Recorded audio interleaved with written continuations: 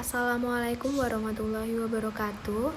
Yang terhormat Bapak Dr. Insinyur Dahri MSI selaku dosen pembimbing serta Ibu Anissa Suyono SSI MM selaku dosen penguji.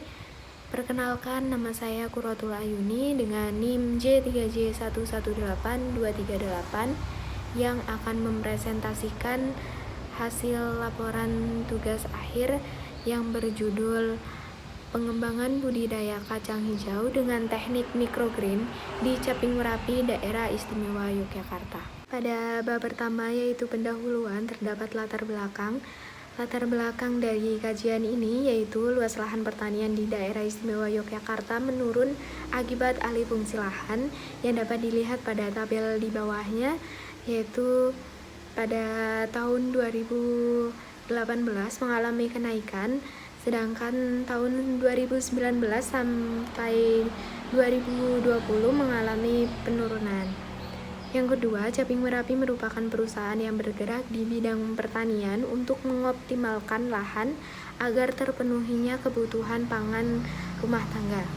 Berikutnya, menurut Kementerian Pertanian Republik Indonesia, tahun 2020, tingkat konsumsi sayur menjadi prioritas bagi masyarakat di masa pandemi COVID-19. Selanjutnya, perkembangan teknologi yang pesat mengharuskan petani belajar dan menguasai teknologi tersebut agar memaksimalkan keuntungan. Selanjutnya, teknik microgreen menjadi salah satu strategi alternatif bagi petani yang memiliki lahan terbatas. Di Caping Merapi, sayuran daun memiliki permintaan tinggi dibandingkan sayuran jenis lainnya yang dapat dilihat pada tabel di bawahnya. Selanjutnya, microgreen mengandung 4-6 kali lipat vitamin dan fitokimia dibandingkan dengan yang ditemukan dalam daun dewasa jenis tanaman yang sama, menurut Brownstein 2013.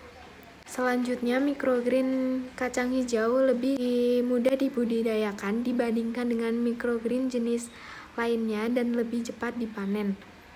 Dan perusahaan mempunyai peluang untuk mengembangkan budidaya kacang hijau dengan teknik microgreen untuk meningkatkan keuntungan perusahaan.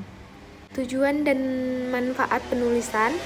Tujuannya yang pertama, merumuskan ide pengembangan bisnis yang akan dilakukan di Caping Merapi, Yogyakarta. Yang kedua, menyusun rencana pengembangan bisnis dengan mengkaji kelayakan bisnis dengan menganalisis aspek non-finansial dan aspek finansial yang akan dilakukan di Caping Merapi, Yogyakarta. Sedangkan manfaatnya, yang pertama menerapkan pengetahuan studi, yang kedua menjadi sumber referensi, yang ketiga saran untuk Caping Merapi untuk mengembangkan budidaya kacang hijau dengan teknik microgreen, dan yang terakhir tambahan pengetahuan budidaya microgreen kacang hijau. Bab 2, metode kajian pengembangan bisnis. Lokasi dan waktu PKL. Lokasi PKL yang dilakukan pada tanggal 2 Februari sampai 1 Mei 2021 adalah Caping Merapi, Yogyakarta, yang beralamatkan di Jalan Raya Tajem, Medomartani, Ngemplak, Sleman, Yogyakarta. Teknik pengumpulan data yaitu menggunakan data primer dan data sekunder. Selanjutnya, metode analisis yang digunakan yaitu analisis SWOT, aspek pasar dan pemasaran, aspek produksi, aspek organisasi dan manajemen, aspek sumber daya manusia, aspek kolaborasi, dan aspek finansial. Selanjutnya, bab 3, keadaan umum perusahaan. Sejarah perusahaan Caping Merapi.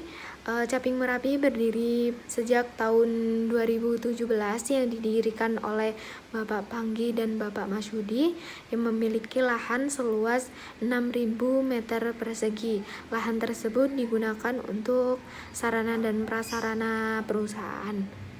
Sedangkan aspek organisasi dan manajemen perusahaan, terdiri dari komisaris yaitu Bapak Panggi dan Ibu Liling, dan general manajernya yaitu Bapak Mas Budi, serta ada manajer produksi, pelatihan dan pengelolaan kebun yaitu Melani, manajer administrasinya Nurul Rahma, manajer bagian umum Yuda Wastun, supervisor kebunnya Aseng, dan sales marketingnya Hasni, Hasbi, dan Yudis.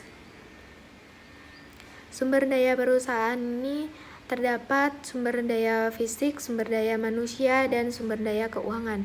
Sumber daya fisik yang dimiliki oleh Caping Merapi terdiri dari lahan, bangunan, peralatan budidaya, peralatan kantor, dan transportasi. Sedangkan sumber daya manusia, Caping Merapi memiliki 7 tenaga kerja.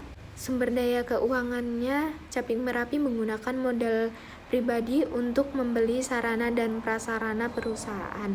Unit bisnis terdapat pengadaan input, yaitu lahan seluas 6.000 meter persegi, bangunan yang terdiri dari greenhouse, office, aula, gerai, mes karyawan, musola, toilet, dan gudang, serta perlengkapan dan peralatan untuk budidaya dan kantor. Proses produksi, yang pertama ada budidaya sayur. Budidaya sayur ini dimulai dari penyemaian benih sayur, repotting bibit sayur ke polybag, lalu pemindahan bibit sayur ke lahan, lalu ada perawatan yang terdiri dari penyiraman, penyiangan, dan pemupukan sampai ke panen. Selanjutnya ada produksi bibit sayur yang dilakukan dari penyemaian sampai repotting bibit sayur ke polybag. Selanjutnya ada mekanisme pemasaran yang dilakukan oleh Caping Merapi, yaitu dengan segmentation, targeting, dan positioning. Segmentationnya terdiri dari segmentasi berdasarkan geografis, yaitu daerah istimewa Yogyakarta. Segmentasi demografis, yaitu semua umur dari anak-anak sampai dewasa. Segmentasi psikografis, yaitu orang yang memiliki gaya hidup sehat dan berpendapatan tinggi. Targeting adalah warga Yogyakarta yang berpendapatan tinggi dan memiliki gaya hidup sehat. Positioning yaitu pelatihan dan kunjungan pertanian. Selanjutnya ada bauran pemasaran 4P. Yang pertama produk yang dipasarkan oleh Caping Merapi ini yaitu sayuran organik, bibit sayur, bibit buah, tanaman hias, pelatihan, dan kunjungan. Harga, setiap harga produk itu berbeda-beda. Tempat yaitu perusahaan Caping Merapi. Promosi yang dilakukan yaitu melalui media sosial dan secara langsung. Biasanya promosi secara langsung yaitu menggunakan papan yang berisi persediaan sayur yang siap panen pada hari itu. Selanjutnya bab 4, hasil dan pembahasan. Yaitu pertama menggunakan analisis SWOT yang terdiri dari analisis lingkungan eksternal dan lingkungan internal. Analisis lingkungan eksternalnya yaitu terdiri dari lingkungan mikro dan lingkungan industri. Untuk lingkungan mikro terdiri dari kebijakan politik dan pemerintah. Menjadi peluang bagi Caping Merapi adanya program penyuluhan pertanian bagi masyarakat. Ekonomi yaitu ada menjadi peluang adanya tingkat inflasi yang menurun dapat menurunkan harga bahan baku dan serta menjadi ancaman yaitu daya beli sayur masyarakat Yogyakarta masih tergolong rendah. Untuk sosial budayanya menjadi peluang banyak wisatawan yang datang ke Yogyakarta dan kesadaran masyarakat untuk menjalankan gaya hidup sehat. Untuk teknologi yang menjadi peluang yaitu adanya teknologi pertanian yang canggih dan adanya media sosial yang untuk memudahkan promosi produk yang dipasarkan oleh Caping Merapi. Ekologi yang menjadi peluang yaitu memiliki tanah yang subur, sedangkan ancamannya potensi bencana alam Gunung Merapi meletus. Selanjutnya, analisis lingkungan industri. Memasok memiliki peluang mempunyai pemasok yang terpercaya. Pelanggan menjadi peluang memiliki pelanggan tetap. Produk substitusi menjadi ancaman, yaitu adanya sayur konvensional yang harganya lebih murah. Pendatang baru menjadi peluang, yaitu tidak ada pendatang baru di bidang agroedukasi, serta adanya ancaman adanya pendatang baru sayuran organik. Dan pesaing menjadi peluang, yaitu dapat menjadi mitra bisnis, dan ancamannya adanya persaingan pasar. Selanjutnya ada analisis lingkungan eksternal. Aspek pasar dan pemasaran menjadi kekuatan, yaitu memiliki pangsa pasar yang luas, memiliki pelanggan tetap, permintaan sayur terus-menerus, dan media promosi yang kuat.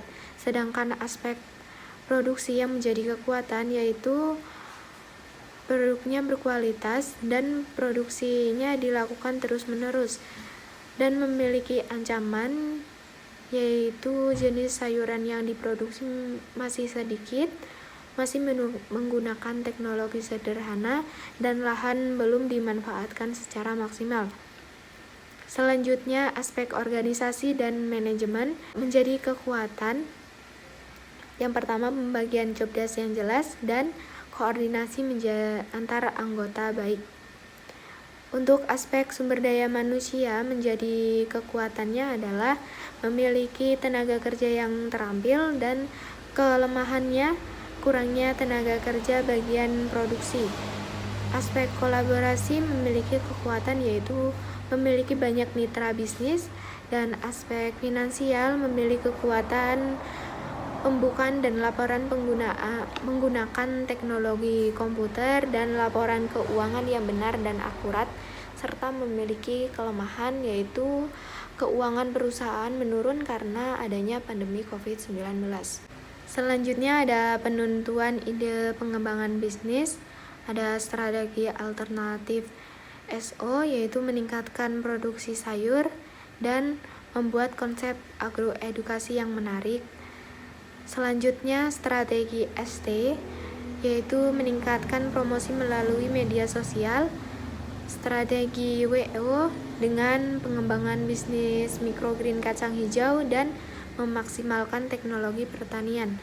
Serta strategi WT, yaitu dengan perekrutan sumber daya manusia. Rumusan ide pengembangan bisnis, yaitu meminimalkan kelemahan dengan memanfaatkan peluang yang ada, lalu dikaji dengan aspek finansial dan non-finansial untuk diketahui apakah bisnis tersebut layak atau tidak untuk dijalankan. Jika layak, akan dijalankan; jika tidak layak, akan dievaluasi kembali. Selanjutnya, rencana pengembangan bisnis. Yang pertama, perencanaan produk. Produk yang akan diproduksi adalah microgreen kacang hijau yang dijual tanpa akar dan dikemas dengan mika plastik berukuran 12 x 8 x 6,5 cm. Microgreen ini memiliki kandungan 4-6 kali vitamin yang terdapat di sayuran dewasa. Dan microgreen kacang hijau tahan 4 hari di lemari pendingin dan tahan sampai 1 hari di luar lemari pendingin. Selanjutnya ada perencanaan pemasaran, segmentation, targeting, dan positioning. Segmentasinya yaitu berdasarkan geografis, yaitu daerah istimewa Yogyakarta, demografisnya yaitu ibu rumah tangga, dan psikografisnya yaitu memiliki gaya hidup sehat dan berpendapatan tinggi. Targeting yaitu ibu rumah tangga di daerah istimewa Yogyakarta yang memiliki gaya hidup sehat dan berpendapatan menengah ke atas. Positioning yaitu dapat memilih dan memanen microgreen kacang hijau sendiri yang terdapat pada paket petik sayur dan akan dilakukan oleh konsumen itu sendiri. Selanjutnya yaitu ada bauran pemasaran 4P. Yang pertama adalah produk. Produknya merupakan microgreen kacang hijau. Selanjutnya ada price atau harga. HPP pada tahun pertama yaitu 9.328. HPP tahun kedua sampai ke-8 yaitu 8.173, sehingga dapat menentukan harga jual yaitu 10.000. Selanjutnya ada place, yaitu tempat di mana bisnis ini akan dikembangkan, yaitu di perusahaan Caping Merapi. Promotion, yaitu promosi yang akan dilakukan secara langsung dan tidak langsung. Untuk promosi langsung itu akan dipromosikan kepada pengunjung Caping Merapi, dan untuk secara tidak langsung yaitu melalui media sosial seperti Instagram dan Facebook. Selanjutnya ada perencanaan produksi. Pertama, perencanaan bahan baku, yaitu bahan bakunya terdiri dari benih kacang hijau yang akan diambil dari petani kacang hijau lokal. Tentunya tidak hanya satu petani saja untuk mengurangi resiko. Selanjutnya, media tanam yang terdiri dari pupuk kandang dan tanah. Ini dipasok oleh PT Subur Alam yang sudah bekerja sama dengan Caping Merapi.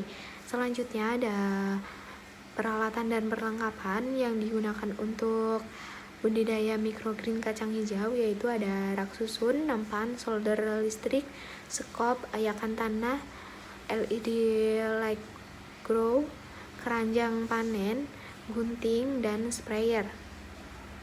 Selanjutnya ada tahapan produksi. Yang pertama, rendam benih kacang hijau hingga selama 8 jam. Yang kedua, isi nampan dengan media tanam lalu semprotkan air hingga lembab. Yang ketiga, taburkan benih kacang hijau hingga rata. Yang keempat, taburkan tanah setebal 1 cm dan semprotkan air hingga lembab. Yang kelima, simpan ke dalam rak dan siram 2 kali dalam sehari. Yang keenam, pada hari ketiga, beri penyinaran dengan LED grow light selama 4 jam per hari dengan level pencerahannya yaitu level 2. Setelah muncul daun muda, microgreen siap dipanen. Selanjutnya ada pola jadwal dan jumlah produksi. Untuk jadwal semai yaitu pada hari Rabu dan Sabtu, sedangkan jadwal panennya yaitu Sabtu dan Selasa. Tahun pertama akan memproduksi 2.160 nampan dan tahun kedua sampai ke-8 memproduksi 2.560 nampan.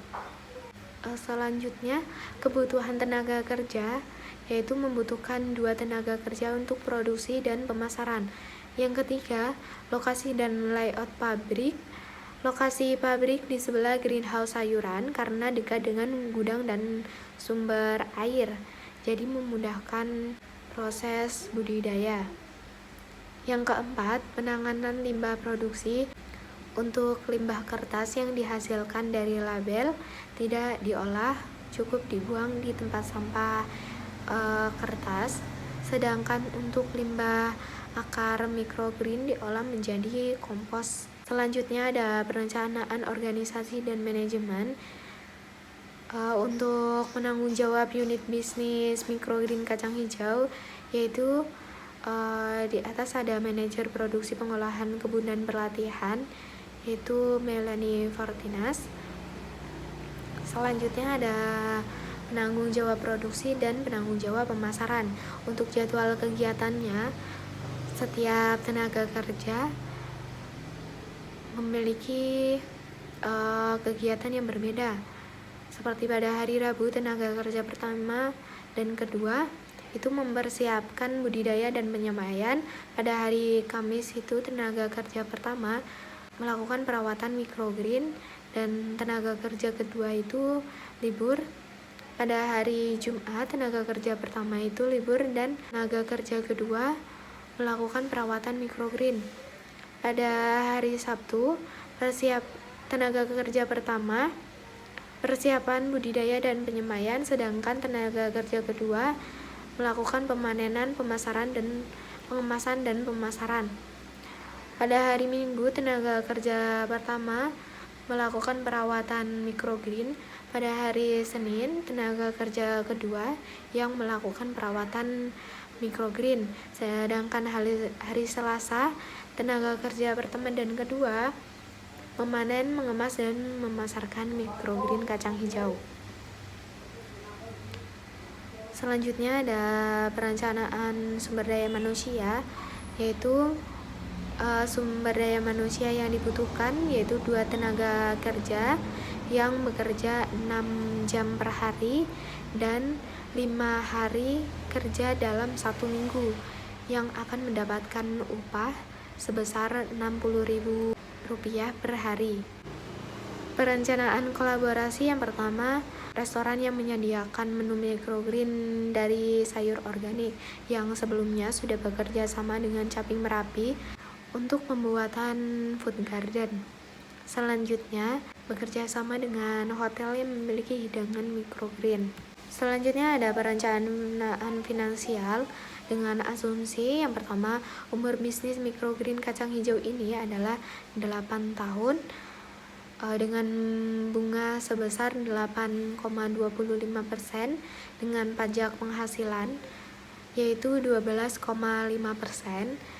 Pada tahun pertama, proses produksi dimulai pada bulan ketiga, yaitu dengan jumlah produksi 2.166 microgreen kacang hijau, dan pada tahun kedua dan seterusnya akan memproduksi 2.568 microgreen kacang hijau. Harga microgreen kacang hijau dengan berat bersih 200 gram yaitu 10.000.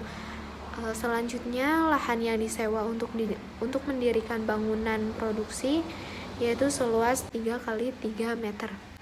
Selanjutnya ada outflow yang terdiri dari biaya investasi sebesar Rp17.900.000. Selanjutnya ada penyusutan per tahunnya yaitu sebesar Rp2.079.167 dan biaya tetap per tahunnya Rp3.020.000. Biaya variabel tahun pertama Rp15.636.000. Biaya variabel tahun kedua sampai 8 yaitu Rp18.716.000. Sedangkan inflow yang terdiri dari penerimaan tahun pertama yaitu Rp21.600.000, tahun kedua sampai ke 8 Rp25.600.000 dan nilai sisanya yaitu Rp460.000. Untuk analisis laba rugi, laba bersih sebelum pajak tahun pertama yaitu Rp864.833. Untuk tahun kedua sampai ke 8 yaitu Rp1.784.833 dengan pajak 12,5% yang dimulai pada tahun kedua dan seterusnya yaitu Rp223.104 dan menghasilkan laba bersih setelah pajak untuk tahun pertama yaitu Rp864.833 dan untuk tahun kedua dan seterusnya yaitu Rp1.561.729